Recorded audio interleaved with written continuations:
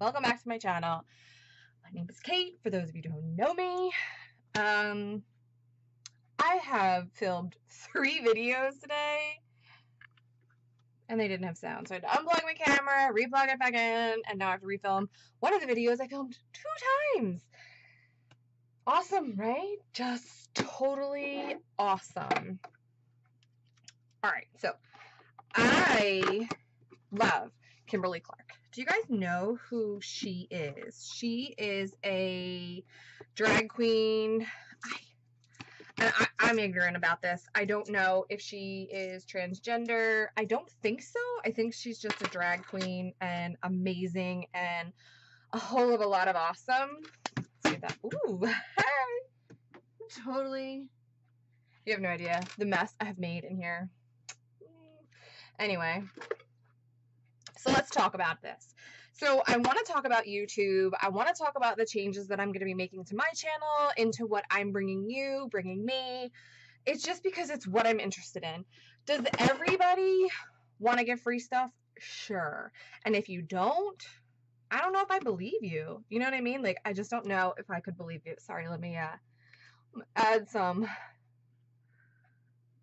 shit to my face. Anyway, so I recently watched, so Kimberly Clark has this great series on an anti-haul, like things like that. So I really think I'm going to jump on her bandwagon because I love her idea.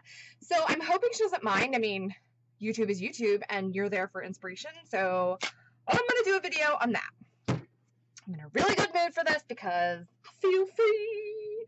Anyway, so another series I'm going to be working on is my depression and anxiety and post-traumatic stress issues that I deal with on a daily basis, how mental health affects me, my family, blah, blah, blah. I had a whole video on this, and it is what it is. So here's my thing, and this is what put me on a rant. Normally, my friends and I, by friends I mean my YouTube people, because they're the only people that talk makeup with me, in addition to a couple people I used to work with. So we, my friend and I, talk about, we text and we talk about how not disgusting, but how overly disappointing the YouTube community has become, because it's more become, what product can you pimp today? That's it. What company sent you the better thing? And I'll talk about 2 particular videos. Now, the one person I am not subscribed to, I don't like him. I don't like his... I don't like his ethical ways of dealing with things. I have had my own feelings about him for the longest while, and I'll be quite frank with you because I can take it. I think he's a user. I think he will use anyone that gets him where he needs to go.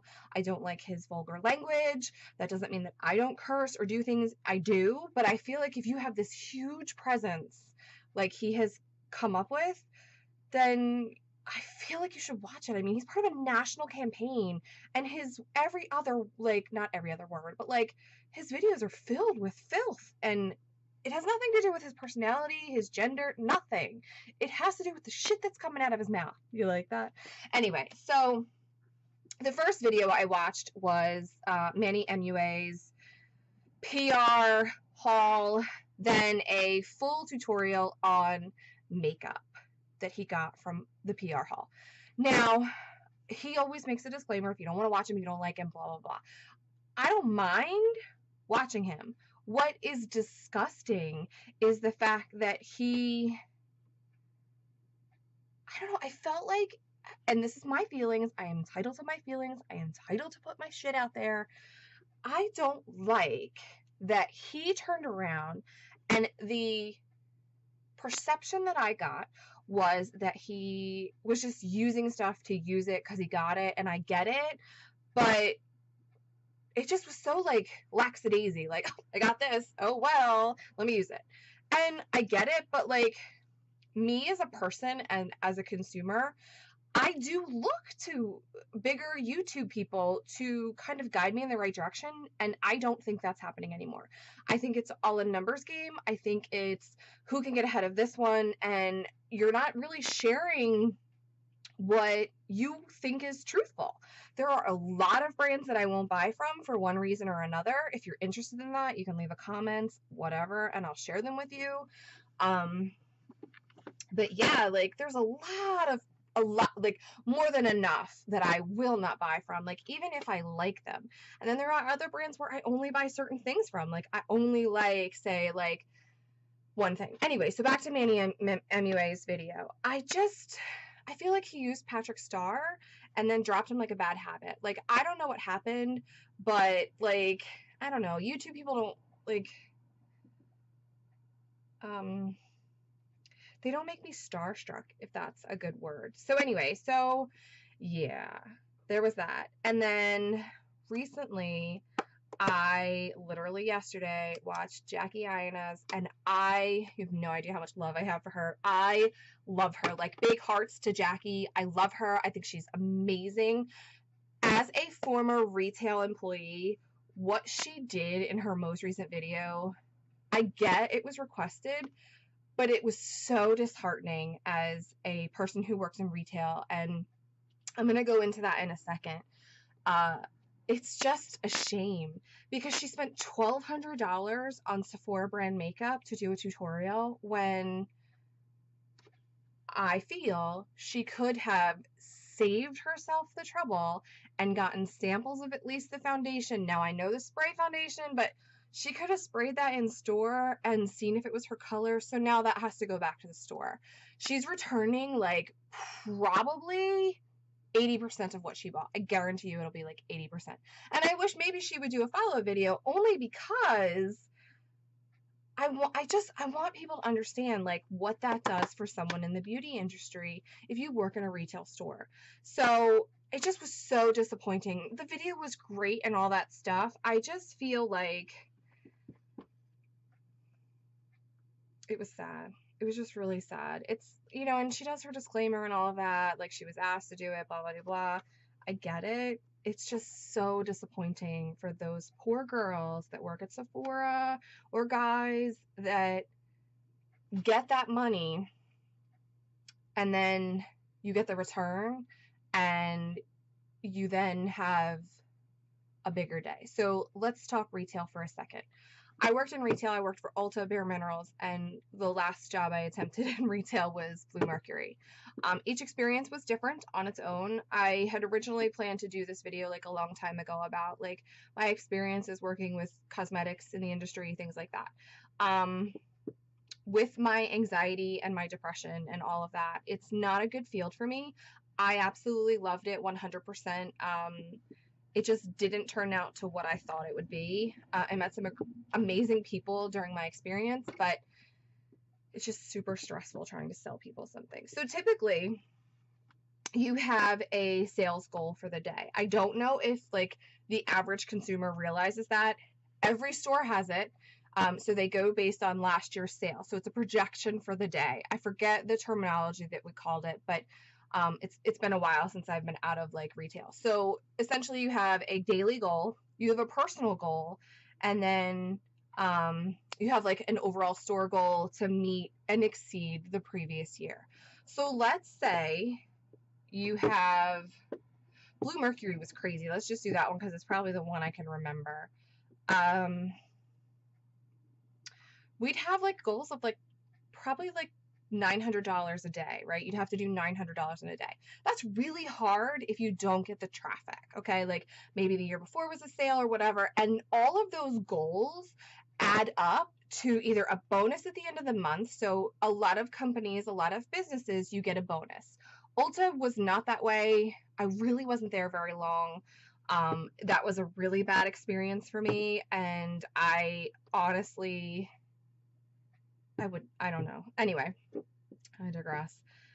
So you have these goals that you have to meet. A lot of times every day there's a new item to push And by push, I mean something new comes out, you have to push and sell that item.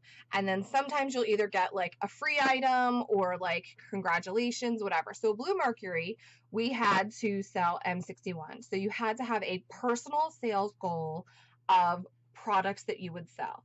And if you didn't meet it, you didn't get your bonus.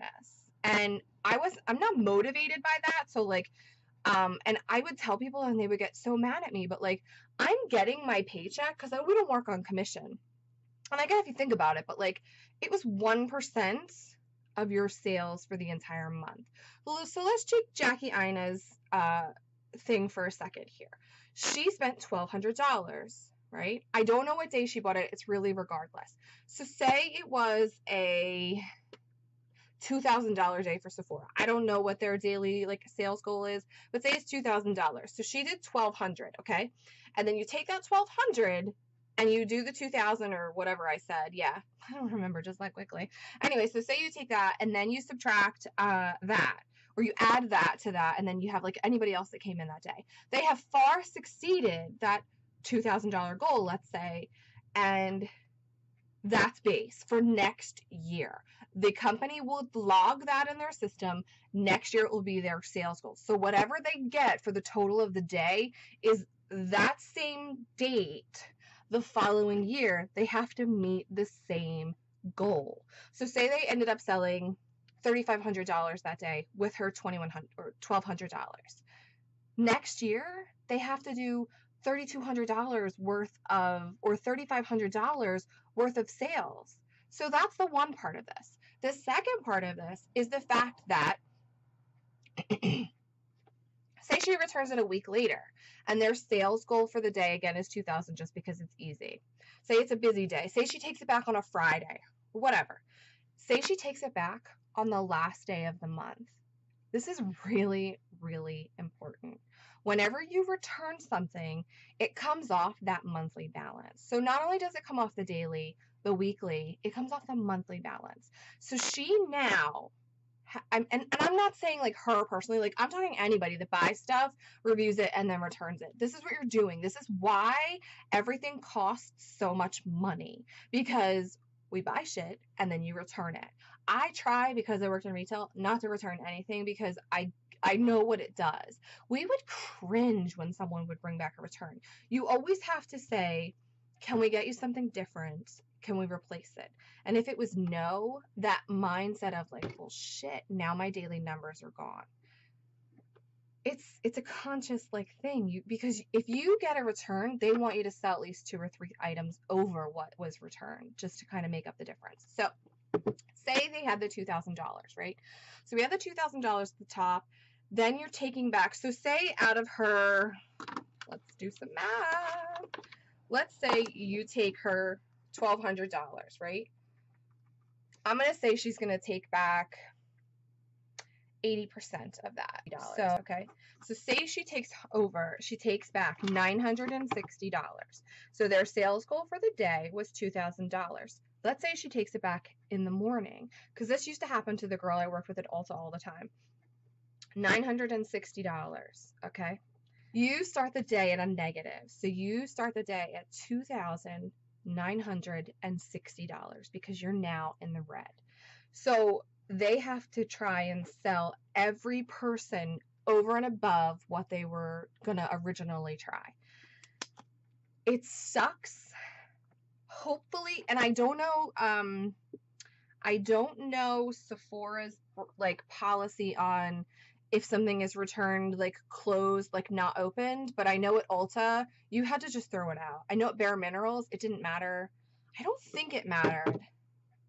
There were certain things we couldn't take back, like, and put it restock, is what I mean. Like foundations, all that. You just had to throw in the trash. And what you had to do was open it, shake it out, and throw it in the trash. So then everything in the trash can, brushes got returned, you'd have to cut them.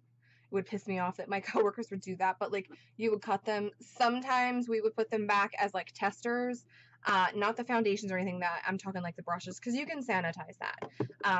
We only did that a couple of times, but so you're starting that day And it just sucks. So then, say it's the last day of the month, and say your sales goals were, I'm just for shits and giggles. Say Sephora has a $10,000 month, right? And with everyone's returns, right? So say the last day of the month, if you wait to return stuff, you have literally killed their chances at a bonus, unless by some miracle someone else has come in. And most of the time at the end of the month, they know whether or not they're going to make their sales goals to get their bonuses or whatever. I never worked at Sephora, so I'm just guessing that they have like some sort of like, the managers, if anything, probably have it. Now, when I worked at Bare Minerals, it was an established rate. It was an established dollar amount if you made it or not. I think during my time frame, we might have gotten it one time, and it was tough. It was really tough. You would think that it would be easy to make, but it's not. I mean, if you work in that type of environment, it's not. Also, we didn't have that, but I'm sure the managers did. So yeah, I mean, that just kind of sucks, is like, having worked in the beauty industry, I know this is really long and it's probably rambling, and I hope you understand it. I just wanted to put it out there that like it's super disappointing to know that like people buy stuff and return it. I have friends that do that. If I do a review on something and I buy it, I know I'm gonna buy it to keep it, or at least I try. And I'll just give something away before I return it and get my money back. But anyway, that's my little spiel. I don't know if you guys feel the same. If you do, leave a comment. If not, oh well, it's my opinion. I don't care. Enjoy the rest of your day.